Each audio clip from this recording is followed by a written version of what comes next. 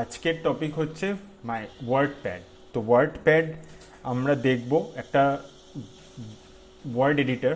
তো নোটপ্যাডের পরের লেভেল হচ্ছে ওয়ার্ডপ্যাড।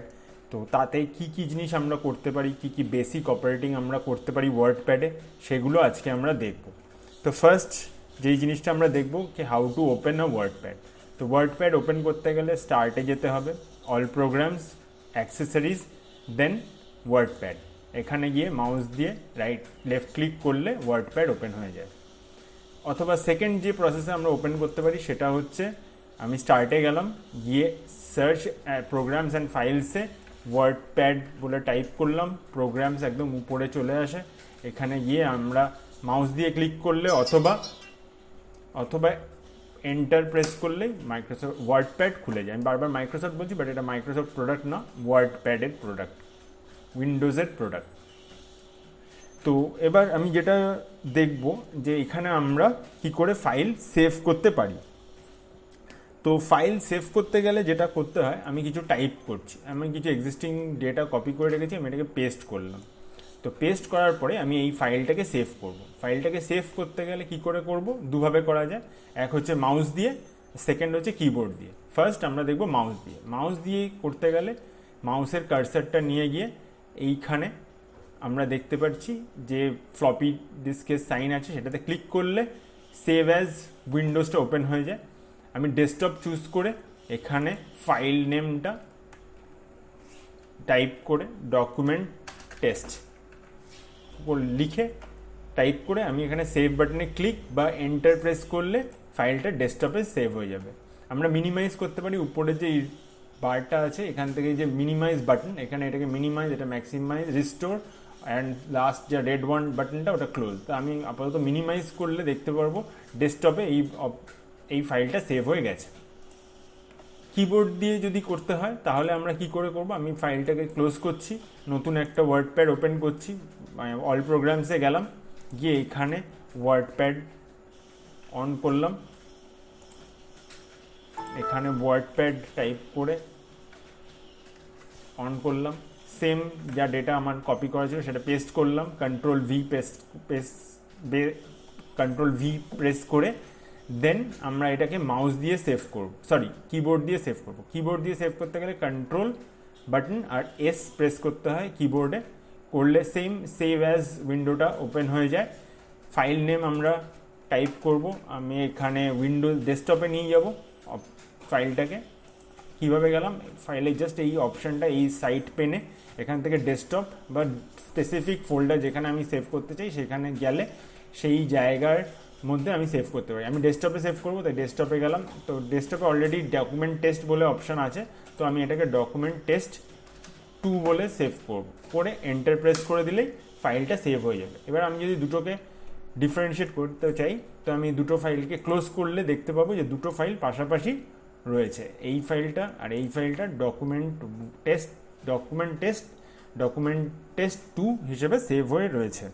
তো এইভাবে আমরা ওয়ার্ডপ্যাড ফাইলকে সেভ করতে পারি। এবারে আমরা এক্সিস্টিং ফাইলকে যদি ওপেন করতে চাই, তো এক্সিস্টিং ফাইল ওপেন করতে গেলে আমরা কি করে ওপেন করব। তো মাউস দিয়ে ওপেন করতে গেলে আমরা ফাইলটাকে সিলেক্ট করব, করে তার উপর ডাবল ক্লিক করলে এটা ইউজুয়ালি আমাদের যেহেতু word editor Microsoft Word install করা, তাই এখানে এটা ওপেন হয়ে যাচ্ছে। কিন্তু আমি যদি আরেকভাবে ওপেন করতে পারি ওয়ার্ডপ্যাডে, আমি এটাকে সিম্পলি সিলেক্ট করব, ওপেন উইথ গিয়ে আমি এখানে ওয়ার্ডপ্যাডে ক্লিক করব, তাহলে মাউস দিয়ে আমরা ওয়ার্ডপ্যাডে ওপেন করতে পারি। যদি আমাদের এটা কিবোর্ড দিয়ে ওপেন করতে হয়, তো আমি ফাইলটাকে সিলেক্ট করব, যেই ফাইলটাকে ওপেন করব, কিবোর্ডে একটা কি থাকে যেটাকে রাইট ক্লিক বাটন বলা হয়, তো সেটাকে আমি ক্লিক করলে এই অপশানটা আসে। সেম এখানে এইচ প্রেস করলে ওপেন উইথের অপশানটা আসে, অ্যান্ড দেন সেখান থেকে মাউসের ডাউন অ্যারো প্রেস করে ওয়ার্ডপ্যাডে নিয়ে গিয়ে এন্টার প্রেস করলে ওয়ার্ডপ্যাড ফাইলটা ওপেন হয়ে যায়। এইভাবে আমরা এক্সিস্টিং ফাইল ওপেন করতে পারি। এবারে আমরা দেখব এক্সিস্টিং ফাইলকে আমরা কি করে সেভ অ্যাজ করতে পারি। মাউস দিয়েই এটা করা যায়, কিবোর্ড দিয়ে সাধারণত করা যায় না ওয়ার্ডপ্যাডে। ফার্স্ট স্টেপ যেটা করব, আমরা মাউস নিয়ে এইখানে ফাইল বা ফাইল যে অপশান আছে এখানে ক্লিক করব, এই ড্রপ ডাউনটায় ক্লিক করলে এটা এই মেনুটা ওপেন হয়ে যায়। এখানে সেভ অ্যাজ ক্লিক করলে এখানে অনেকগুলো অপশান দেয় ডকুমেন্টটা সেভ করার, কি টাইপের ডকুমেন্টে সেভ হবে। First rich text document, Office XML, open document text, plain text and other format. Initially আমরা রিচ টেক্সট ডকুমেন্টটাকে ক্লিক করব, সাথে সাথে ফাইলটা সেভ হওয়ার জন্য অপশান দেবে। তো সেভ অ্যাজ উইন্ডোটা আবার ওপেন হলো। এখানে আমি ডকুমেন্ট টেক্সট লিখলে ফাইলটা সেভ হবে না, কারণ অলরেডি সেভ করা রয়েছে। আমি নতুন নাম দিয়ে সেভ অ্যাজ করে এটা ডুপ্লিকেট ফাইল ক্রিয়েট করব। টেস্ট 3 দিয়ে আমি সেভ করলাম, করে এবারে আমি যদি ক্লিক করে ক্লোজ করি ফাইলটা, তো আমি দেখতে পাবো এখানে টেস্ট 3 ফাইলটাও হয়ে ওপেন হয়ে সেভ হয়ে গেছে। বা এটাকে আমি যদি ওপেন করি, right click open with WordPad, তো আমরা দেখতে পারবো এইখানে ফাইলটা এইভাবে সেভ হয়েছে। আমি 3টে ফাইলই ওপেন করছি দেখানোর জন্য। তো 3টে ফাইল সিমিলার ডেটা নিয়ে এক্সিস্ট করছে। তো 3টে ফাইলই আমি টুল বার থেকে গিয়ে আমি যদি দেখি, তো আমি এখানে দেখব 3টে ফাইলই স্টোর ওপেন হয়ে রয়েছে আর সিমিলার ডেটা। আমি এখান থেকে এটা, সেকেন্ডটা এটা, আর থার্ডেরটা এটা যদি দেখি, তো প্রত্যেকটা সিমিলার ডেটা যেটা আমি কপি পেস্ট করেছিলাম সেই ডেটাটাই দেখাচ্ছে। ফাইলকে ক্লোজ করতে গেলে আমরা কি করব?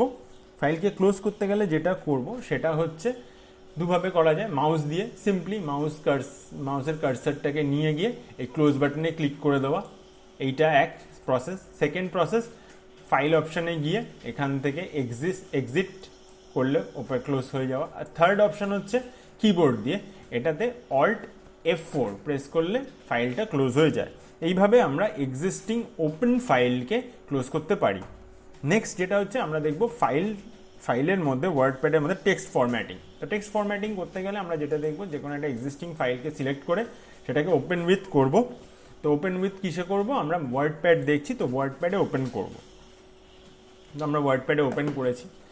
এবার এখানে দুটো ট্যাব দেখা যাচ্ছে, এই রিবনের মধ্যে দুটো ট্যাব আছে, একটা হচ্ছে হোম ট্যাব আর একটা হচ্ছে ভিউ ট্যাব। তো আমরা ইনিশিয়ালি বাই ডিফল্ট হোম ট্যাবে থাকি। তো হোম ট্যাবের মধ্যে এখানে ফন্ট বলে যে সেকশনটা আছে, সেই সেকশনটার মধ্যে কিছু টেক্সট ফরম্যাটিংয়ের বেসিক্স থাকে, যেটা আমরা আজকে দেখব। তো আমি ফার্স্ট ট্যাবটাকে নিয়ে প্রথম প্যারাগ্রাফটাকে সিলেক্ট করলাম। এইখানে টেক্সট ফরম্যাট যেটা আছে সেইটাকে গিয়ে আমি ফন্টের স্টাইল যদি চেঞ্জ করি, আমি ধীরে ধীরে যদি ফন্টের স্টাইল চেঞ্জ করি, তো সেই হিসেবে ফন্টটা চেঞ্জ হতে থাকে। তো আমি বুক অ্যান্টিক বা বুকম্যান ওল্ড স্টাইল সিলেক্ট করলাম, করে ছেড়ে দিলে এটা এরকম ফন্ট স্টাইলে চেঞ্জ হয়ে যাবে। ফন্টের সাইজ বাড়াতে গেলে সিলেকশন করা অবস্থায় ফন্টের সাইজ আমি এরকমভাবে বাড়াতে পারবো। নেক্সট আমি ফাইলের ফন্টগুলো, আমি নেক্সট যে প্যারাগ্রাফটা আছে সেটা সিলেক্ট করলাম মাউস দিয়ে ইনিশিয়ালি সিলেক্ট করে মাউস হোল্ড করে একদম এন্ড অবধি টেনে নিলে সিলেকশন হয়।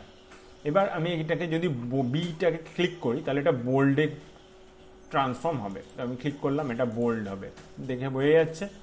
দেন আমি যদি এটাকে আন্ডারলাইন করতে চাই, সিলেকশন করা অবস্থায় আন্ডারলাইনে ইউতে ক্লিক করলে আন্ডারলাইন হবে। ইটালিকে চেঞ্জ করতে গেলে আমি মিডল থেকে এইটুকু নিলাম, নিয়ে এটাকে ইটালিক করলে আমি দেখতে পাবো এটা বাকিদের থেকে চেঞ্জ হয়ে গেল। তো বোল্ড ইটালিক আন্ডারলাইন করলে আমরা দেখতে পাবো এটা কেমন দেখতে লাগে বাকি ফন্টের থেকে। এইগুলো হচ্ছে আমাদের টেক্সট ফরম্যাটিংয়ের পার্ট। নেক্সট যেটা আমরা দেখব সেটা হচ্ছে আমরা কি করে কোনো টেক্সটকে স্ট্রাইক থ্রু করতে পারি। তো স্ট্রাইক থ্রু করতে গেলে আমি যে টেক্সটটাকে স্ট্রাইক থ্রু করবো সেটাকে সিলেক্ট করব। দেন ফন্টের হোম ট্যাবের আন্ডারে ফন্টে গিয়ে এখানে সিম্পলি ABC লেখা, এটার উপর মাউস ওভার করলে স্ট্রাইক থ্রু দেখায়। এটাকে ক্লিক করলে তো লেখাগুলো স্ট্রাইক থ্রু হয়ে যায়। কোনো লেখাকে আমি সিলেক্ট করে সেটাকে যদি পার্টিকুলার লেখাকে সিলেক্ট করে যদি আমি এইখানে সাবস্ক্রিপ্ট করি, তাহলে দেখা যাবে এটা ছোট হয়ে যায়। আর যদি আমি এটাকে সুপারস্ক্রিপ্ট করি, যেমন ট্যাবের TABটাকে নিয়ে আমি এটাকে সুপারস্ক্রিপ্ট করি, তাহলে এটা এইভাবে সুপারস্ক্রিপ্টে ট্রান্সফর্ম হয়। এছাড়া আমি যেটা করতে পারি, আরও কয়েকটা জিনিস দেখাবো, সেটা হচ্ছে আমরা এটাকে পেস্ট করলাম, মাল্টিপল টাইমস পেস্ট করে লেখা টেক্সটের সাইজ বড় করলাম, টেক্সটের লেন্থ বড় করলাম। দেন আমি এইটাকে হাইলাইট করব। হাইলাইট করতে গেলে ফার্স্ট লাইনটাকে হাইলাইট করতে গেলে আমি এটা সিলেকশন করা অবস্থায় এখানে প্রপার যে কালার যেটা আমি চাই সেটা নিয়ে নিতে পারি, সেইভাবে হাইলাইট হবে। সেকেন্ড আছে গ্রিন, থার্ড অন্য একটা কালার নিয়ে আমি হাইলাইট করতে পারি। এইভাবে করলে টেক্সটের পুরো লাইনটা হাইলাইট হয়, কিন্তু text colour, font colour change হয় না, ফন্ট ব্ল্যাকই থাকলো। এবার আমি পার্টিকুলার টেক্সটকে বা পুরো ওভারঅল লাইনকে নিয়ে সেখান থেকে আমি যদি এখানে অটোমেটিক থাকে তাহলে বাই ডিফল্ট ব্ল্যাক আসে, যদি আমি কোনো অন্য কালার চুজ করি সেই হিসেবে কালারটা চেঞ্জ হয়। তো এইভাবে আমরা দেখতে পারি টেক্সট ফরম্যাটিং করা যেতে পারে ওয়ার্ড প্যাডে। নেক্সট আমরা যেটা দেখব সেটা হচ্ছে how to insert a picture.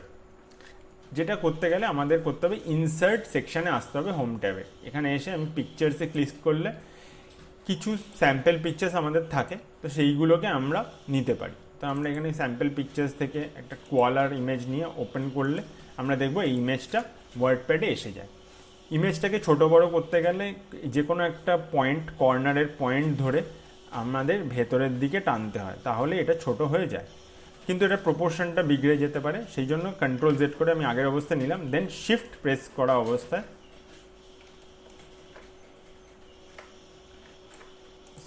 Control shift বা শিফট প্রেস করে না, এটাকে সিলেক্ট করা অবস্থায় এটাকে কোণার দিকে ভেতরের দিকে টানতে হয়, তাহলে এটা ধীরে ধীরে ছোট হয়ে যায়। এছাড়া আরেকভাবেও করা যায়, আমি কন্ট্রোল জেড করলাম, সেইটা অপশানটা হচ্ছে রাইট সিলেক্ট ফাইল, এই ইমেজটাকে সিলেক্ট করে রাইট ক্লিক করে রিসাইজ করলেও পিকচারটা ছোট বড় করা যায়। আমি এখানে এটাকে যদি 10% করে দিই তো আসপেক্ট রেশিও সিমিলার করা আছে, তাই এটা 10-এ চলে আসবে। আমি যদি আসপেক্ট রেশিও চেঞ্জ করতাম সেটা চেঞ্জ হতো। আমি এরমভাবে এটাকে পিকচারটাকে ছোট করতে পারি।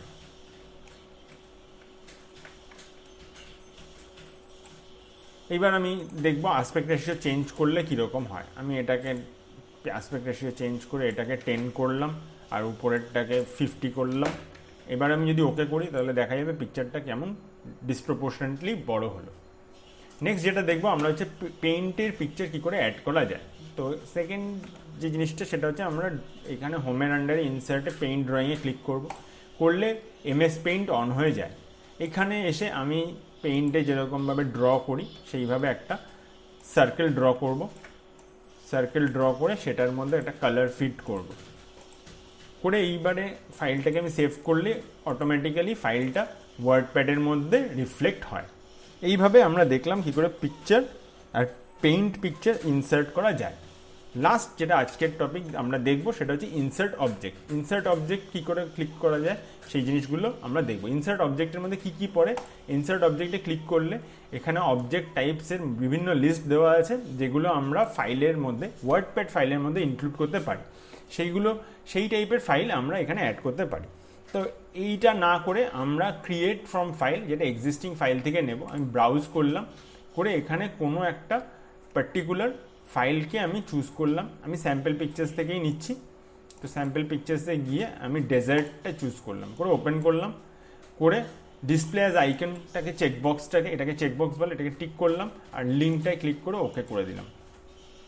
এবার ফাইলটা এখানে, এই ফাইলটা যে ডেজার্টের পিকচার ফাইলটা, এটা এখানে রিফ্লেক্ট তো হবে, কিন্তু ওভারঅল কেউ দেখতে পারবে না যতক্ষণ না কেউ এই ফাইলটাকে ডাবল ক্লিক বা এন্টার প্রেস করে ওপেন করে। তো এইভাবে আমরা ওয়ার্ডপ্যাডে আমরা বিভিন্ন অবজেক্ট অ্যাড করে থাকি। তো আজকে আমরা কি দেখলাম, কী করে ফাইল আমরা ওয়ার্ডপ্যাডে ফাইল ক্রিয়েট করি, সেভ করি, সেভ অ্যাজ করি, এক্সিস্টিং ফাইল ওপেন করি, দেন টেক্সট ফরম্যাটিং করি, পিকচার অ্যাড করতে পারি, পেইন্ট পিকচার অ্যাড করতে পারি, আর ইনসার্ট আর অবজেক্ট করতে পারি। তো এইভাবে আজকের জিনিস আমরা করলাম। তোমরা বাড়িতে প্র্যাকটিস করো, আশা করি তোমাদের হেল্প হবে।